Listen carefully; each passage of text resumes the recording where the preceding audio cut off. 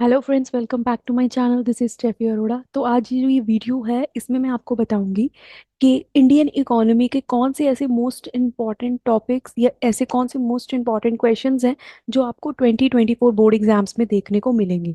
तो आइए ये वीडियो को स्टार्ट करते हैं। So the first topic is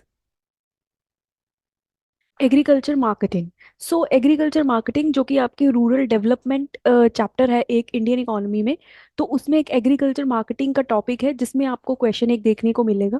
इसमें आपको या तो डिफेक्ट्स आ सकते हैं या इसका इंपॉर्टेंस आ सकता है, या आपको ट्रू या फॉल्स में ये पूछ सकते हैं क्या एग्रीकल्चर मार्केटिंग में क्या कुछ इन्वॉल्व होगा। सो नेक्स्ट हमारा most important topic is green revolution. इसमें आपको ग्रीन रेवोल्यूशन के जो है मेरिट्स या इसके अचीवमेंट्स के बारे में पूछ सकते हैं, या कैसे इसने पूरी इकोनॉमी को चेंज करके रखा है या इसका क्या रोल है। ऐसे कुछ क्वेश्चंस आपको जो है फॉर्म होके आ सकते हैं। Next question is import substitution policy या रिस्ट्रिक्टेड ट्रेड पॉलिसी। इसमें आपको जो है कुछ कोटेशन फॉर्म में क्वेश्चन बन के आ सकता है, क्या इसने क्या रोल प्ले किया है इस पॉलिसी ने, या इस पॉलिसी से इकोनॉमी में क्या चेंजेस आए हैं, या इसका क्या रोल है, या क्या ये इंपॉर्टेंट है या नहीं। ऐसा कुछ क्वेश्चन इसका फ्रेम होके आपको 3 या 4 मार्क्स में आपको आ सकता है। Then next comes to land reform and institutional reforms. तो ये तो आपको डेफिनेटली मेरे अकॉर्डिंग तो ये देखने को मिलेगा ही मिलेगा, क्योंकि ये बहुत ज़्यादा फोकस्ड टॉपिक है। लैंड रिफॉर्म्स जिसमें जो है आपको मे बी किसी एक या दो पर्टिकुलर रिफॉर्म्स पे बात की जा सकती है, या आपको पर्टिकुलर जो है लैंड रिफॉर्म्स ही पूछेंगे कि land reforms are that's much important, या लैंड रिफॉर्म में क्या क्या कैटेगरी होती है, या आप लैंड सीलिंग के बारे में बताएं। जो भी आपके लैंड रिफॉर्म्स डिस्कस किए गए हैं, आपका 3rd या 4th चैप्टर है आई गेस इंडियन इकोनॉमी का, तो उसमें से ये रिफॉर्म सबसे ज़्यादा इंपॉर्टेंट है। वैसे और भी बहुत रिफॉर्म्स है बट लैंड रिफॉर्म्स आप बहुत अच्छे से डीपली स्टडी करके जाएं। So the next comes to, ये आपके चैप्टर में है comparative comparative analysis I guess कोई चैप्टर है, दैट इज इंडिया पाकिस्तान और चाइना का। तो उसमें से आपको जो है वन चाइल्ड पॉलिसी जो चाइना में स्टार्ट की गई थी उसके बारे में आपको इससे रिलेटेड कोई ना कोई क्वेश्चन देखने को मिलेगा। इन फैक्ट इन 3 मार्क्स में ये आपको आ सकता है question. Next is type of employment. So human development chapter में से टाइप ऑफ एम्प्लॉयमेंट का ये टॉपिक है, जिसमें जर्नली जो मैंने अभी तक आइडेंटिफाई किया आपको इसमें टाइप ऑफ आइडेंटिफिकेशन आ रही है। जैसे आपको कोई केस दे देंगे कि that person is employed here, वो इतने टाइम के लिए काम कर रहा है या उसका नेचर ऑफ वर्क ये है, तो आपको बताना पड़ेगा कि उसका एम्प्लॉयमेंट का नेचर क्या है। दैट मीन्स वो स्ट्रक्चरल है, सीजनल है। ऐसे कुछ आपको जो है आइडेंटिफिकेशन का क्वेश्चन आएगा एम्प्लॉयमेंट में, एंड आपको साथ में बोलेंगे कि आपको उसको एक्सप्लेन करना है। देन नेक्स्ट इज गवर्नमेंट का क्या रोल है एम्प्लॉयमेंट क्रिएट करने में। इसमें आपको कुछ स्कीम्स वगैरह में बताना, स्कीम्स वगैरह डिस्कस करनी पड़ेगी, जैसे मनरेगा हो गया या प्रधानमंत्री स्वरोजगार योजना। ऐसी कुछ योजना या स्कीम्स के बारे में आपको इस क्वेश्चन को करना पड़ेगा। आप क्या करें, जितनी भी स्कीम्स हैं उन सबका ईयर जो है याद रखें, एक उनकी फुल फॉर्म्स और उसका मेन ऑब्जेक्टिव। हर एक स्कीम या योजना का आप ये 3 चीजें जरूर याद रखें कि किस ईयर में वो स्टार्ट हुई, उसका मेन ऑब्जेक्टिव क्या था, एंड द थर्ड उसकी full form. Next industrial sector पे आपको क्वेश्चन देखने को मिल सकता है, जिसमें आपको ये बताया जाएगा, बताना पड़ेगा कि इंडस्ट्री की क्या पोजीशन थी on the eve of independence पे भी आ सकता है। 1991 जब रिफॉर्म्स आए थे उससे पहले या उसके बाद 19th सेंचुरी के अराउंड। तो ऐसे कुछ आपको क्वेश्चन इंडस्ट्रियल सेक्टर पे देखने को जरूर मिलेगा। Then next topic is education. ये भी ह्यूमन कैपिटल फॉर्मेशन का ही टॉपिक है, जिसमें आपको एजुकेशन का रोल पूछ सकते हैं, या आपको यहाँ पे जेंडर डिस्क्रिमिनेशन से रिलेटेड, दैट वाई फीमेल को जो है अलाउ नहीं किया जाता, या फीमेल की पॉपुलेशन अभी भी सॉरी प्रोपोर्शन क्यों कम है एजुकेशन में।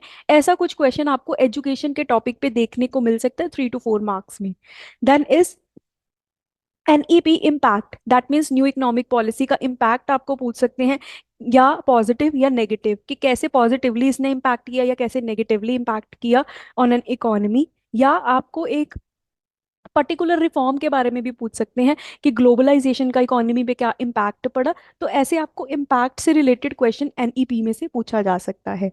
Then next comes to common goal. तो वी नो 4 कॉमन गोल्स हैं हमारे इंडियन इकोनॉमी के, राइट, जिसमें आता सॉरी जिसमें आता है मॉडर्नाइजेशन, सेल्फ रिलायंस, ऐसे जीडीपी ग्रोथ हो गया। तो ऐसा कोई भी आपको एक पूछ सकते हैं 3 to 4 मार्क्स में एक्सप्लेन करने के लिए, कि आप इसको एक्सप्लेन करें। और आपको कुछ जैसे सेंटेंस फॉर्म में आ जाएगा, that modernization deals with this much and that, and आपको जो है कमेंट करना पड़ेगा, या आप उस को जो है एक कॉमन गोल को एक्सप्लेन करेंगे। नेक्स्ट आ जाएगा question, that is positive impact क्या रहा ब्रिटिशर्स का जब वो इंडिया में थे, कैसे, मतलब इसमें आप बता देना कि मॉनेटरी सिस्टम वो लेके आए थे, रेलवे उन्होंने इंट्रोड्यूस किया था।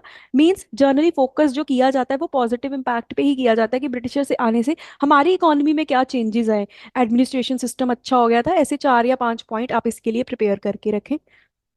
नेक्स्ट आ जाएगा आपको फर्स्ट चैप्टर में से, ये क्वेश्चन बहुत इंपॉर्टेंट है कि क्यों हैंडीक्राफ्ट की डिमांड जो है वो इंडिपेंडेंस के टाइम में कम हो गई थी, और ब्रिटिशर्स की तरफ से क्या कुछ किया गया था। इसमें आपको जो है थोड़ा आप बता देना कि डिस्क्रिमिनेटरी पॉलिसी के बारे में आप बता सकते हो, जो टैक्स पॉलिसी इंट्रोड्यूस की गई थी ब्रिटिशर्स की तरफ से।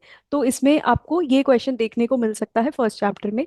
Then next is informalization of workforce, ये भी टॉपिक आपको देखने को मिलेगा। जर्नली ये पिक्चर बेस्ड क्वेश्चंस आते हैं इसके, जिसमें आपको पूछा जाएगा कि मतलब एक पिक्चर वो आपको दे देंगे आइडेंटिफिकेशन के लिए कि कंसेप्ट कौन सा है इसमें।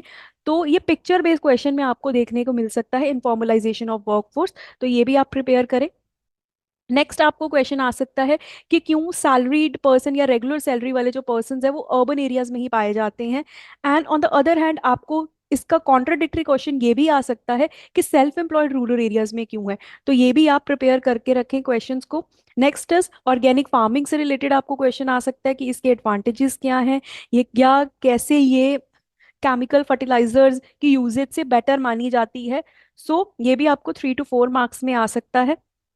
Next deals with sustainable development के टॉपिक में से आपको कैरिंग कैपेसिटी टॉपिक में से जो है इससे रिलेटेड क्वेश्चन आ सकता है। जनरली ये भी आइडेंटिफिकेशन में ही आ जाता है, क्योंकि आपको क्या किया जाता है, कुछ पैराग्राफ या यू कैन से 1 या 2 लाइंस दी जाएंगी और आपको बोलेंगे कि आप कंसेप्ट को आइडेंटिफाई करो। तो ऐसे कुछ ये देखने को मिल सकता है। डायरेक्टली कम चांसेस है कि आपको डायरेक्टली पूछा जाए कि कैरिंग कैपेसिटी क्या है। नेक्स्ट इज आपको डायरेक्ट ये क्वेश्चन आ सकता है कि इंडिया एक आउटसोर्सिंग डेस्टिनेशन क्यों मानी गई है। 4 मार्क्स में जनरली ये क्वेश्चन देखने को मिल सकता है आपको। And the last one is sustainable development, इस पे ज्यादातर जो है वो केस स्टडी आपको 6 मार्क्स में पूछी जाएगी, और पेपर में आपको एक क्वेश्चन इंडियन इकोनॉमी में केस स्टडी का डेफिनेटली आएगा 6 मार्क्स का, जिसके लिए आप प्लीज बुक रीडिंग स्टार्ट करें, थोड़ा आइडेंटिफाई करें कंसेप्ट्स को।